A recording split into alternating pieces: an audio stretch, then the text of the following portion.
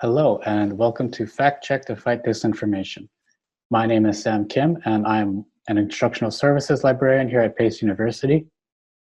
Joining me is my colleague, Jessica Keebler, also an instructional services librarian here at Pace.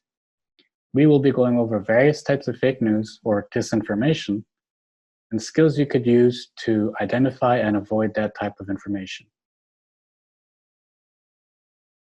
To start things off, what is fake news? What constitutes it? What makes it up?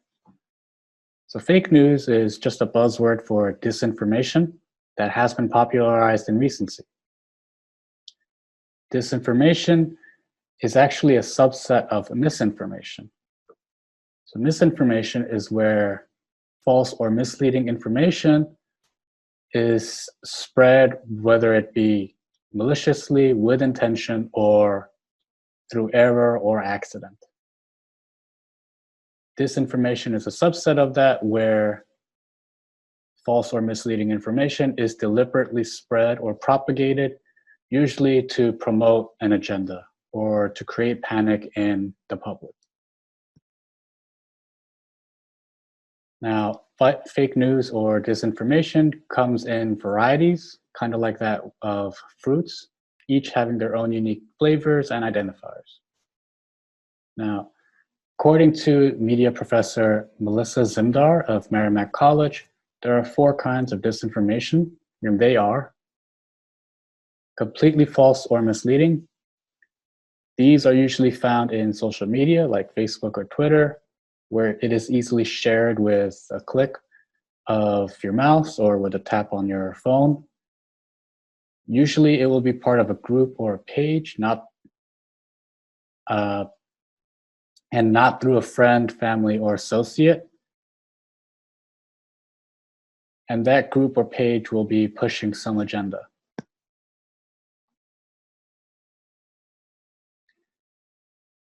Next, we have moderately misleading, usually incorporating inaccurate or skewed data. This form of misinformation is fairly common in news articles, as can be seen in a diagram. The data starts at 35,000 and caps off at 95,000, which enhances the disparity between tuition and earnings. If the data started at 0 and capped off at 95,000, the gap between the two wouldn't be as pronounced. And this skewing of scales is fairly common for this type of misinformation. It's done intentionally to enhance a disparity or the lack of. Third type of misinformation is fairly prominent now in all aspects of the web and are actually barely misleading. And this third type uses misleading or clickbaity titles, and the main intention is to gain views. The discernible feature is the number of advertisement present on the website, as these type of clickbaity articles would generate a huge amount of ad revenue for their platform due to the high level of clicks onto that page.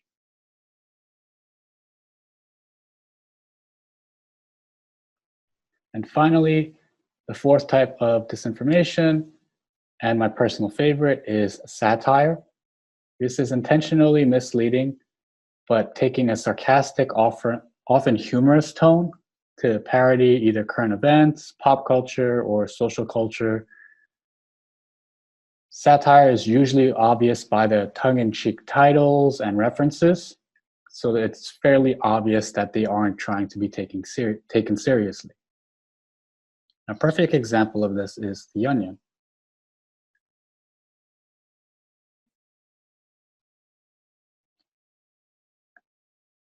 Now that we know what types of disinformation exist, this is an activity that we can follow to practice some skills that can be used to handle disinformation. For this specific activity, pause the video and go to the link provided, using only what exists on that web page to determine if the website is a form of disinformation, the type of disinformation, and the identifiers for misinformation. Now, when typing in the link, Please be aware that the link is case sensitive, so be mindful of the capitalizations.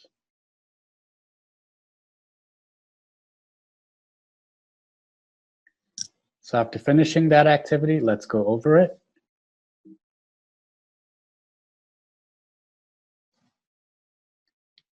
Now, the information available for this article is that many retailers have closed, and that Hobby Lobby stated that they would closely monitor the latest developments regarding COVID-19 without mentioning store closures.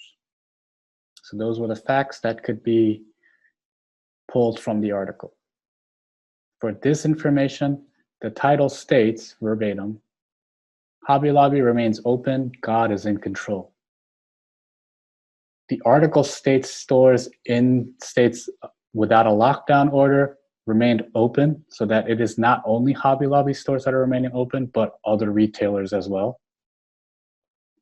Additionally, Barbara Green, the wife of Hobby Lobby's CEO, was quoted in using religion as a guiding factor, but it was not explicit that that was the key decision to keep the stores open. With that information and disinformation available, it appears that the article is the third type of disinformation, which is clickbait. While there aren't a terribly huge amount of ads, there are several suggestions to other articles under the Christian Post, which supports the clickbait misinformation categorization. Since a lot of the information was taken out of context and the title was its biggest selling point. Moving on to the next activity, pause this video and go to the link provided, but you may browse the web to determine if the article is disinformation, the type of disinformation, and the unique identifiers for disinformation. Again, be mindful of capitalization when typing in the link.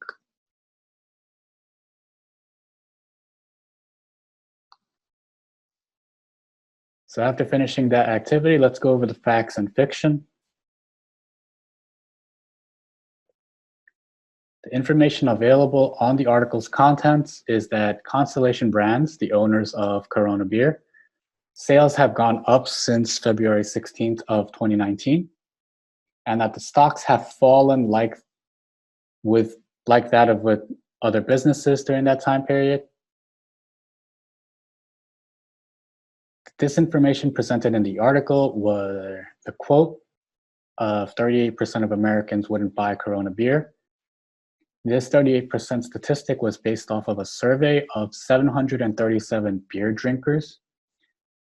And this is out of a total national population well into 300 million for the United States. So 737 beer drinkers is not representative of Americans or even that of American beer drinkers, which would make it kind of a stretch to apply this statistic to the general populace. Additionally, the YouGov survey mentioned in the article was conveniently cut off at 2019, at the end of 2019. The complete picture of Constellation Brands stocks actually show a rise leading past that point, before eventually leading to a steep fall that can be reflected across the stock market when the lockdown orders were put in place. In this case, the article is an example of clickbait with a combination of skewed data. So it's a combination of category 2 and 3. The graphics and data provided were altered to exaggerate an issue out of context, and the title built on the similarity of the Corona beer product to that of the coronavirus.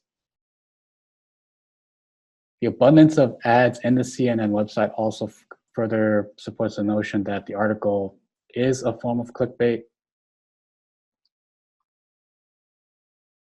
as all these ads would generate a significant amount of revenue.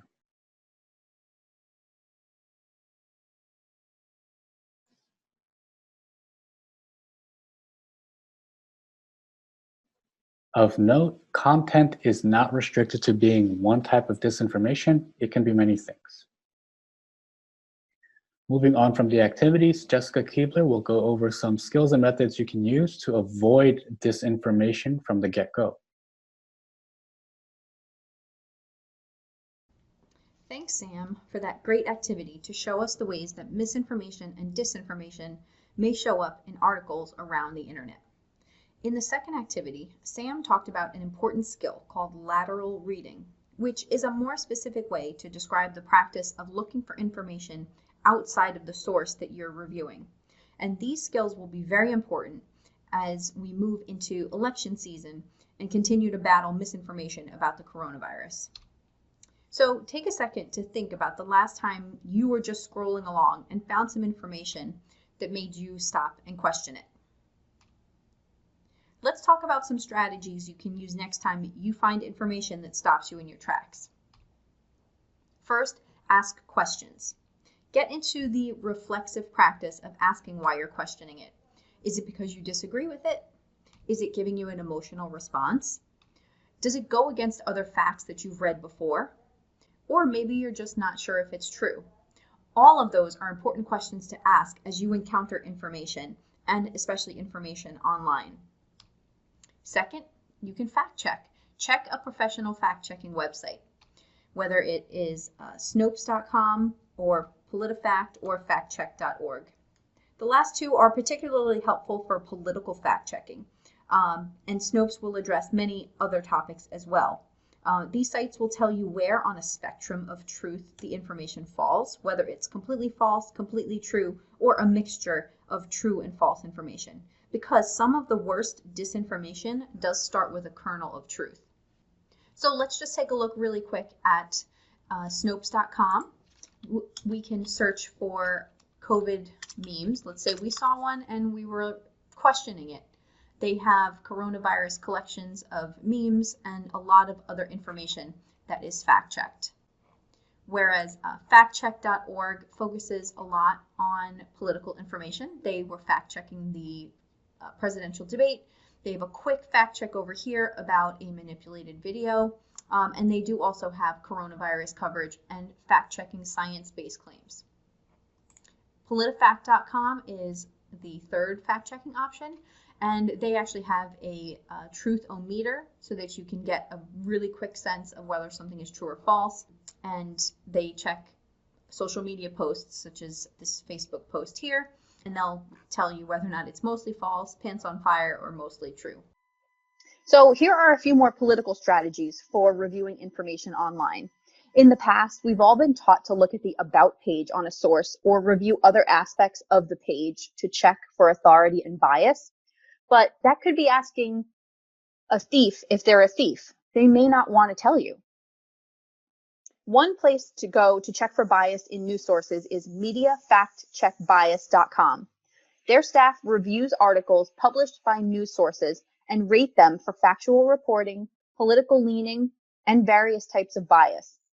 Bias can exist in sources across the political spectrum, so it's important to recognize it without completely disregarding a source. Another tool for selecting the most bias-free sources is NewsGuard. NewsGuard is a Google Chrome browser extension that puts a little rating next to news sources in your web search results. And it does even do it on Twitter if you access Twitter on Google Chrome. They have an information nutrition rating label that helps explain why that source received their score, so you understand why they're being rated that way. This helps you decide if the information in an article is potentially reliable or unreliable. You will still need to follow the practices Sam showed in his activity, but these tools give you a head start in evaluating the source. So lastly, let's take a deeper look at the steps for lateral reading. So a good acronym to remember lateral reading is to sift through the false information. So first, stop and ask yourself, what doesn't seem right? Does it seem biased towards one side? Does it not match up with other things you know? Does it seem like it's trying to get an emotional response out of you? You want to ask yourself these questions first because it can help you figure out what you want to investigate in the next couple of steps. Second, investigate in new windows. As Sam mentioned, you could easily open a new tab to confirm the facts in the Corona Beer article. This is also helpful if you've never heard of a source before.